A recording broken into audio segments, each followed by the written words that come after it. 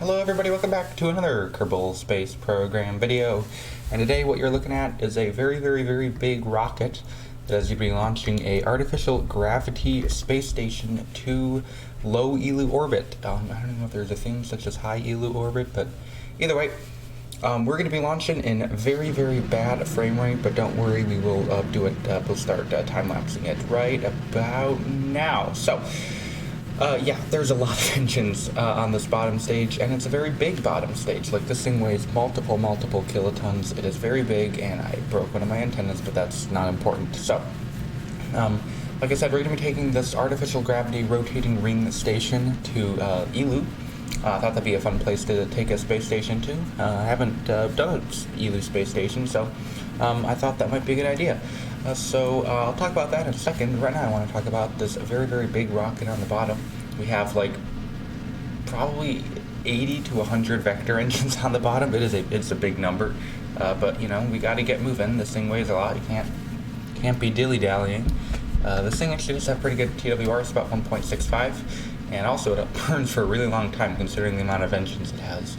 But in just a few seconds it's going to finish its burn. Then we're going to be doing our next stage, which is going to be 4 Rhino engines and then 4 more vector engines, just to make sure that we have enough TWR to get ourselves into orbit with that second stage. We're going to be going for about 100 by 100 kilometer orbit, and then we're going to be headed out to Eeloo and getting our space station there. So that's the plan for today. Just staged away that bottom stage, and now we are going to be burning those tanks, or those second stage. I am not doing any sort of asparagus-like staging where the outer tanks feed into the middle tank, just because if I do that, then I won't have enough TWR with just the vectors don't have enough TWR with a full tank to reasonably get us there. So we're doing it the inefficient way, but you know, this rock is a little bit overbuilt, so who cares? Now you guys can get a first real proper look at the space station. So it has 2 counter-rotating rings, because if I have just one rotating ring and it'll rotate, it'll actually spin the space station in the opposite direction. It'll act like it's a really big reaction wheel. So I have 2 counter-rotating rings, and then we have some crew modules, and then also some docking areas as well as communication. And there goes the stage, or the side pods, and then, or the boost. Well, I don't know if you even have boosters in an upper stage, but basically we're going to get into orbit now with the 4 vectors, and then they're going to get us just to an orbit and then a little bit beyond orbit. They're designed just to get us to orbit, but we have a little extra delta V. It's actually, it's hard to plan for exactly the right amount. I think we were fairly okay. And I'm just testing the spinning just to make sure it actually spins and didn't glitch out, because this thing was a pain to build, because you know, the robotic parts very glitchy, very big glitch. So just tested that, make sure that works. And now we're going to get ready to do our orbital insertion burn. And then while we're doing that and planning our Eeloo burn, I want to talk to you guys about a very exciting opportunity you guys have to participate in the democratic process. That was a really stupid way of saying. I'm going to be doing a new series in a few days' time. So we're going to be offering some voting options. So there's going to be a pinned comment below with a link to a Google form that you can fill out, where you can vote on the next series for the channel. Your options, you have 4 options basically. Your option number 1, these are all the series are going to be like base building, a colonization series basically is what they're going to be, where we build like space stations, rovers, bases, shuttles, SSTOs, all that fun stuff. It's going to be like kind of like life on Lathe that Matt Lown does, or Destination Duna. But our 4 options for the series are going to be called Populate Pol, which is going to be at Pol, I assume. You could figure that out. Which, if you don't know, is the most outer Julian moon. Option number 2 is going to be Val Village. Option number 3 is going to be Kraken Kingdom, which is going to be on Bop, which is going to be built around the Kraken Easter egg on Bop. So that could be fun. And then our final option is going to be Make Dres Great Again, because the fake news has infested Dres for too long, and we need to make some good deals and make Dres great again, because Dres is very, very neglected in the Kerbal system. So if you guys want to vote, pinned comment below is where you're going to want to be going. And then I'm just going to wait for votes to come in, and then in a few days we'll start the series. So hopefully you guys choose the correct option. I certainly have one I'm rooting for. Actually, I know they're all, you know, it's basically whichever name you like better. But that's not the point of today's video. The point of today's video is to go to Eeloo and get the space station up. So we're going to be doing our ejection burn now. We are using, it's going to be 6 Wolfhound engines that are going to be, these ones are going to be asparagus staged. So the outer fuel tanks are going to feed into the main fuel tank. Just because this is not a, you know, we don't need TWR because we're not trying to get into an orbit. We're just, you know, we can do long burns because we're in the vacuum. And this one was a really long burn. It was like 10 minutes. I had a 100 by 100 kilometer orbit, and our periaps got down to 80, so that was pretty fun. I mean, we could have had a little bit, we could have been a little more efficient. We could have done it in 2 berms, but that's for plebs, and I am, that's for tryhards. Just kidding. So next thing we're going to be doing is going to be planning our correction burn. The maneuver node is really buggy. Whenever you do like those asparagus type stages, maneuver node always bugs out. So this is my second attempt actually at the burn. The first one, my delta V like the thing said I should be burning, and then I finished my burn and my orbit was like 50 meters a second, 100 meters a second further than I needed to go, and my orbit was way too high, and it would have just costed too much to fix. So that was a very fun, exciting opportunity I had to redo a 10-minute burn, but you know, it was a lot less with time warp. So now we're going to be just planning our final correction burn, just because I cut my burn a little bit early on my first burn, just because I didn't know if the thing was going to screw up. So it was more or less what I expected it to be, and we got that all nice and dandy. So I'm going to rotate over to our maneuver node. This thing does not turn very quickly. As you can imagine, there's a like 230-ton station on top of it, which is, I really didn't expect it to be that much. I didn't realize that crew modules weighed 230, if you have a lot of them, I guess. I did want to put a solar array on it because, you know, solar panels, they look cool, don't they, guys? But couldn't do that for 2 reasons. Okay, sorry guys, got distracted for a second. Anywho, so yeah, first reason, first of all, Eeloo, you don't get a lot of power from solar panels out at Eeloo, so you need a lot of them to get like a little power. So basically, they don't rank very high in the whole worth it category. And option number 2 is they would block my view of the station whenever the rings are spinning, because if I had them in front of the rings, and if I pull them out, I couldn't see the rings spinning. So, you know, we couldn't get the thumbnail. Highly important, right, guys? It kind of is, because the last 2 videos had horrible thumbnails that I did. Anyway, and I guess I could put them in the back, but that'd be really ugly. And we do not do ugliness in Pilot Flight Academy space program. We're gonna start to do our burn, our final correction burn. I think I said the other one was our final. This one is our actual final correction burn. So basically what we're doing now is we're trying to get as close to the surface as possible, because, you know, Oberth effect, as close to periaps as possible is generally regarded as ideal. And we're doing that. I just turn off those engines now just so we can get a nice fine-tuned burn, because, you know, if we just have at full power, they'll be just the maneuver node will just go all crazy, or a trajectory will go all crazy. And so I did that, and then we're going to do the final bit of our burn, and then we can get ready to do our circularization burn around Eeloo, which is going to be our final step, and then we're going to be able to power up the rings and enjoy the station.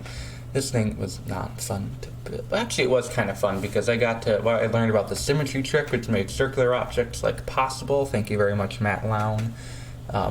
Matt is very helpful.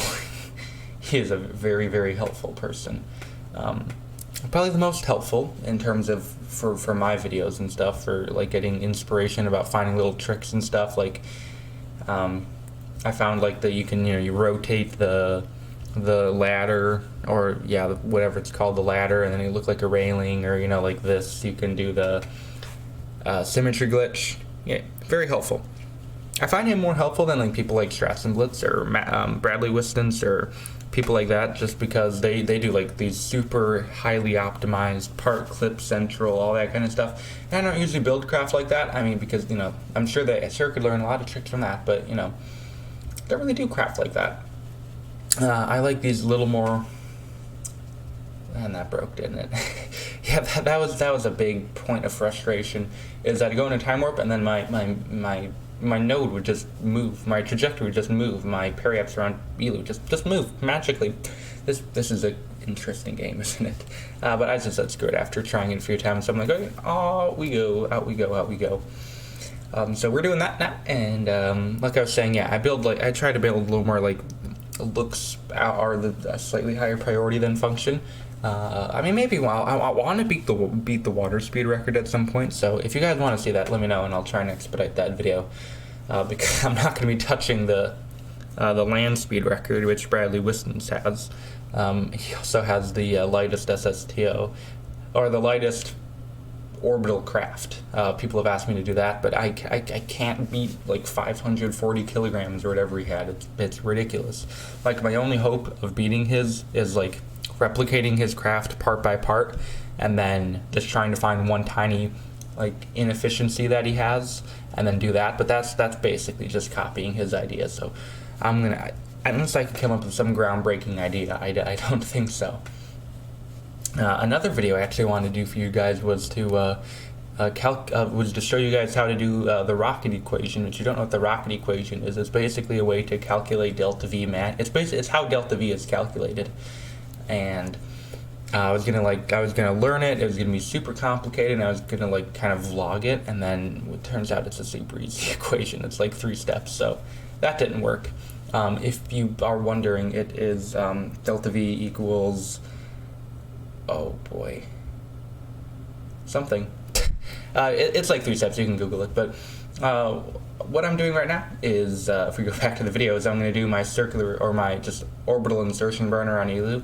I'm doing this one in 2 burns because of the way it messed up. The timer kind of made it so that, I mean, look, it said to start burn, and I started burn and it said to start burn, and you can look at the video and look where we're at. That's not where KSP is so buggy. It sounded like a monkey then. Not a monkey, like a retarded bird. There. Retarded bird.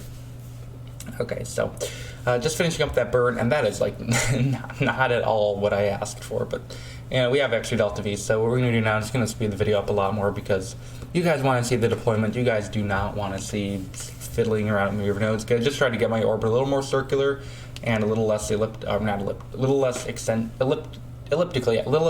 I tried, because our inclination is really bad. You see we're kind of diving at periaps, so I do fix that, and I don't get it perfect, but I've been doing this for a while, so I'm like, yeah. The video actually does have a lot less raw footage than most videos because it's a pretty simple concept. Take off, fly to Eeloo, you're done.